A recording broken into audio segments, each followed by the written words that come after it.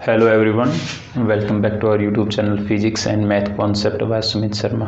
आज हम करते हैं क्लास 12th के अंदर अपना जो सेकंड यूनिट का बी पार्ट इलेक्ट्रिकल मेजरमेंट था उसका next topic determination of internal resistance of a cell. देखो हम पीछे वाले वीडियोज़ के अंदर जो ईएमएफ था ईएमएफ निकाल चुके थे यूजिंग पोटेंशियोमीटर। उसके बाद दो सेल का ईएमएफ भी कंपेयर किया था हमने, वो किसके ऊपर डिपेंड करता था, लेंथ। जो पोटेंशियोमीटर हम यूज़ करते हैं उसके अंदर जो वायर होता है पोटेंशियोमीटर वायर, उसके लेंथ के ऊपर डिपेंड करता है ईएमएफ पे। ठीक है, तो आज हमें करना है internal resistance of a cell. कैसे हम इंटरनल रेजिस्टेंस निकालेंगे एक सेल का यूजिंग पोटेंशियोमीटर। ठीक है, तो आपको कुछ बातें ध्यान में रखनी ही चाहिए जो जनरल सी बातें। जब पोटेंशियोमीटर लेते हैं तो अपने पास एक तो क्या होगा, मैग्नीन या कॉन्स्टेंटिन का वायर होगा 1 मीटर, उसके साथ 1 मीटर स्केल होगी। हमें एक सेल लगाना होगा, यहाँ पे एक जोकी होगी, एक गैल्वेनोमीटर होगा। और हमें पता जब पोटेंशियोमीटर को स्टडी करते हैं जो करंट होता है सर्किट के अंदर कैसा होना चाहिए, कांस्टेंट। उस करंट को कांस्टेंट रखने के लिए हम किसका यूज़ करते हैं, रियोस्टेट का यूज़ करते हैं। ठीक है, अब देखो अब हमने निकाले थे यहाँ से जब कंपेरिजन किया था दो सेल का ईएमएफ, तो वहाँ से अपने को रिजल्ट मिला था E1 या E2। पहले एक सेल का ईएमएफ, दूसरे सेल का L1/L2, ये मिला था अपने को। ठीक है, आज हम करेंगे इंटरनल रेजिस्टेंस निकालना हम एक सेल का। ठीक है, तो सबसे पहले देखो आप इस सर्किट के अंदर देखिए जो ए पॉइंट है, एक बात और है मेन जो इंपॉर्टेंट है, बहुत बार एग्जाम में पूछी जाती है, कंसेप्ट का पॉइंट है। जब भी आपको इस वायर के ऊपर बैलेंस्ड पॉइंट निकालना होता है तो उस बैलेंस्ड पॉइंट के लिए आपका जो आपने ड्राइविंग सेल लिया है उस ड्राइविंग सेल का ईएमएफ आपका ये जो सेल है इससे ज़्यादा होना चाहिए। यदि इससे कम होगा तो आप बैलेंस पॉइंट कभी भी नहीं निकाल पाओगे। ठीक है, चलो देखिएगा, हम देखिए स्टार्टिंग में हमने यहाँ से कनेक्ट कराया, इस की को कर रखा हमने ऑफ। जैसे हम इस की को नाम देते हैं K1, इसको क्या नाम दे दें, K2। जब हमने K1 को ऑन किया तो K1 को ऑन करने के बाद अपने पास यहाँ पे जो सेल था, देखो ये की कैसी है, ऑफ है, ओपन है, तो यहाँ पे इस रेजिस्टेंस का कोई फंक्शन ही नहीं है। तो यहाँ पे जब हमने इसके साथ एक गैल्वेनोमीटर कनेक्ट करा रखा तो हमने इसको स्लाइड करा के इसका बैलेंस पॉइंट निकाल लिया। तो इसका बैलेंस पॉइंट हमने निकाला किसका, इस सेल का। सेल के लिए जो ईएमएफ उसका बैलेंस पॉइंट अपने को मिल गया L1। हमने देखो यहाँ पे लिखा है E बराबर potential difference across length L1। हमने स्टार्टिंग में लेंथ L1 ली AJ1 तक। देखो यहाँ पे जब अपने पास इसको इधर से रिमूव कर देते हैं, ठीक है, जब अपने पास इस की को हमने ऑफ रख रखा था या ओपन की थी, उस टाइम जब हमने सिर्फ सेल के लिए देखा तो अपने को यहाँ से यहाँ तक ये जो लेंथ मिली जिसको बैलेंसिंग लेंथ बोल रहे हैं वो कितनी है, L1। तो यहाँ पे यदि हम निकाले तो हमें पता है एप्सिलॉन या E बराबर क्या आएगा, के क्या है यहाँ पे, पोटेंशियल ग्रेडियंट। पोटेंशियल ग्रेडियंट क्या होता है, fall of potential per unit length. Unit length के साथ कितना पोटेंशियल में फॉल आता है, के क्या है, पोटेंशियल ग्रेडियंट लिख सकते हैं जी। यहाँ पे देखो जब हमने इसका ईएमएफ निकाला तो अपने को बैलेंसिंग पॉइंट क्या मिल गया, Z'।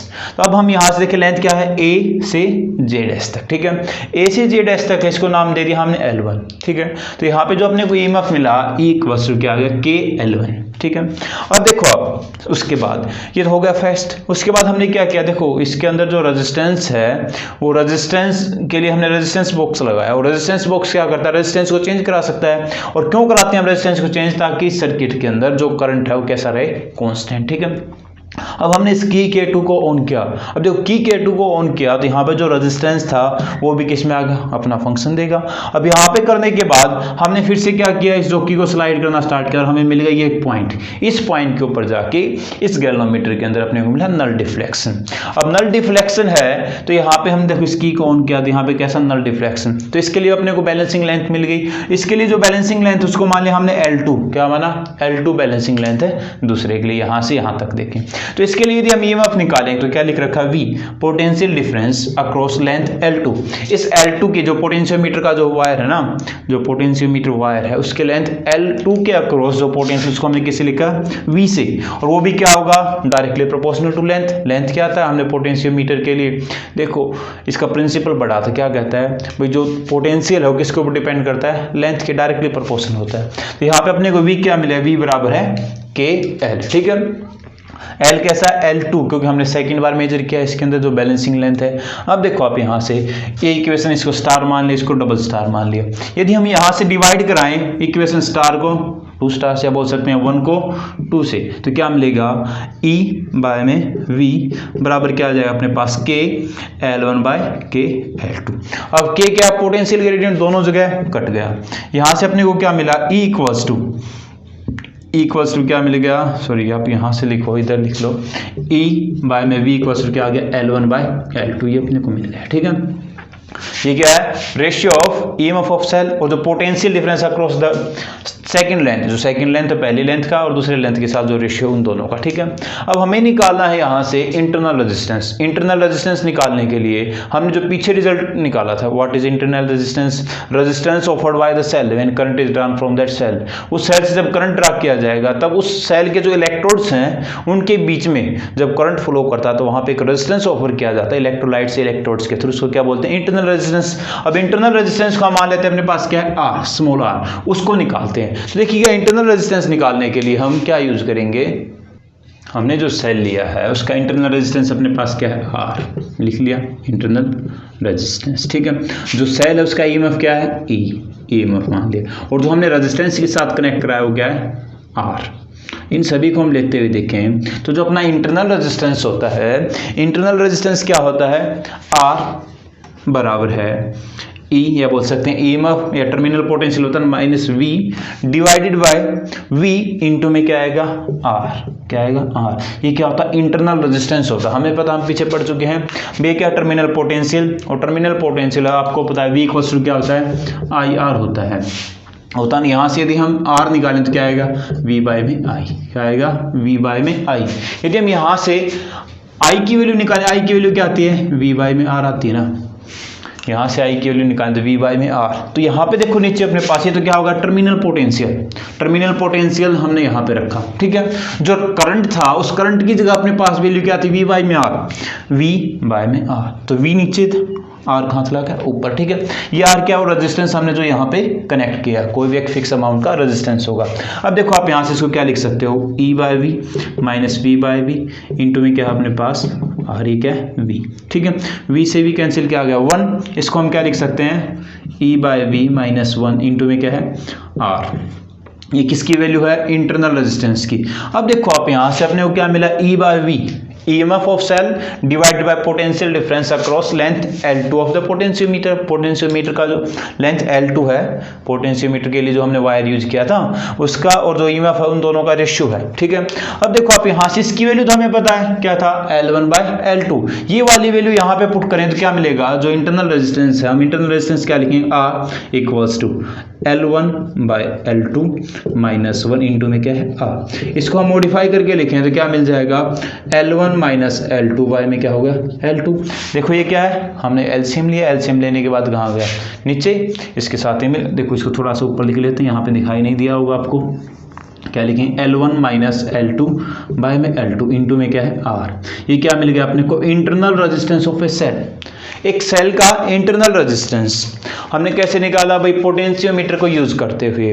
तो इंटरनल रेजिस्टेंस देखें तो किन के ऊपर डिपेंड करता है, देखो आपको लेंथ L1, पहले जो सेल था वो कितनी लेंथ के ऊपर, पोटेंशियोमीटर वायर जो है उसकी कितनी लेंथ के ऊपर जाके बैलेंसिंग पॉइंट देता है। फिर दूसरा जो हमने जब इसके साथ रेजिस्टेंस लगाया तब वो कितने के ऊपर देता है। फिर हमने यहाँ से क्या निकाल लिया, जो इंटरनल रेजिस्टेंस हो क्या होगा, L1 minus L2 divided by L2 into में R क्या है, वो रेजिस्टेंस जो हमने सेल के पैरेलल में कनेक्ट किया था। ठीक है, तो एक मोस्ट इंपॉर्टेंट टॉपिक है जो एग्जाम में बहुत बार पूछा गया, यहाँ से न्यूमेरिकल्स भी आते हैं, तो इसको अच्छे से करना। यदि कोई डाउट हो तो आप कमेंट करके पूछ सकते हो, और याद रखिएगा अपने इस YouTube चैनल को लाइक, शेयर और सब्सक्राइब जरूर करें, और ताकि आपको और जो वीडियोज़ हैं उनके अपडेट मिलते रहें। ठीक है, अब देखो इसी टॉपिक के बाद एक छोटा सा टॉपिक आता है, सेंसिटिविटी ऑफ ए गैल्वेनोमीटर या सेंसिटिविटी ऑफ ए पोटेंशियोमीटर। जो पोटेंशियोमीटर उसकी सेंसिटिविटी क्या होगी, किन के ऊपर डिपेंड करती है, चलो उसको देखते हैं। 2-3 पॉइंट हैं वो देखिएगा। अभी देखो जो सेंसिटिवनेस है पोटेंशियोमीटर की वो क्या होती है। देखो सेंसिटिविटी आप बोल सकते how a person is sensitive with their emotions. आप किसी भी एक ह्यूमन को देख सकते हो, किसी भी एक पर्सन को देखते हो भाई, किसी भी एक एक्शन के प्रति कितना सेंसिटिव है। या हीट सेंसिटिव डिवाइसेस देखेंगे आपने भाई, जैसे अपने पास फ्यूज वायर होता है, थोड़ा सा हीट होते ही क्या होता है, पिघल जाएगा, मेल्ट हो जाएगा। वैसे ही अपने पास जो सेंसिटिविटी है पोटेंशियोमीटर की वो क्या है, कितना ज़्यादा डिफ्लेक्शन या वो कितना ज़्यादा मेजरमेंट कर सकता है। हाउ स्मॉल, भाई अपने पास थोड़ा सा जो पोटेंशियल डिफरेंस उसको मेजर कर दे, हम मान लेते हैं अपने पास कोई एक पोटेंस या वोल्ट मीटर, जैसे वोल्ट मीटर होता है अपने पास ऐसे 0 से लेकर 5 वोल्ट तक करता है, ठीक है। तो यहाँ पर 0.1 0.2 यदि अपने को और मिल जाए भाई यहाँ पे 0.0002 इसको मेजर करना है तो बहुत कम हो गया ना। तो कितना स्मॉल पोटेंशियल डिफरेंस एक पोटेंशियोमीटर मेजर कर सकता है, वही क्या होगा उसकी सेंसिटिविटी बताएगा। भाई how small potential difference can be measured, कितना कम पोटेंशियल डिफरेंस वो मेजर कर सकता है, कम से कम, वो क्या बताएगा, सेंसिटिविटी ऑफ ए पोटेंशियोमीटर। अब देखो सेंसिटिविटी का एक कंसेप्चुअल क्वेश्चन बनता है, किन के ऊपर डिपेंड करते हैं हम सेंसिटिविटी को कैसे इंक्रीज कर सकते हैं। तो सबसे पहले देखो आप जो इंक्रीज करने का मेथड है बाय डिक्रीजिंग पोटेंशियल ग्रेडियंट। देखो पोटेंशियल ग्रेडियंट क्या होता है, के, क्या होता है के, और के कैसे आता है अपने को पता है भाई, के के अंदर रेजिस्टेंस आता है, यहाँ पे देखोगे आप जो रेजिस्टिविटी है रो भी आता है, आई क्या करंट भी आएगा। यदि आप किसी एक वायर के लिए या पोटेंशियोमीटर वायर के लिए जो अपना पोटेंशियल ग्रेडियंट है उस पोटेंशियल ग्रेडियंट की वैल्यू को कम करा दो, क्या करा दो, डिक्रीज। जितना कम पोटेंशियल ग्रेडियंट होगा, के की वैल्यू जितनी कम होगी उतना ही ज़्यादा अपने पास सेंसिटिविटी इंक्रीज करेगी पोटेंशियोमीटर के लिए, ठीक है। तो क्या होगा, by decreasing the potential gradient we can increase the sensitivity of a potentiometer.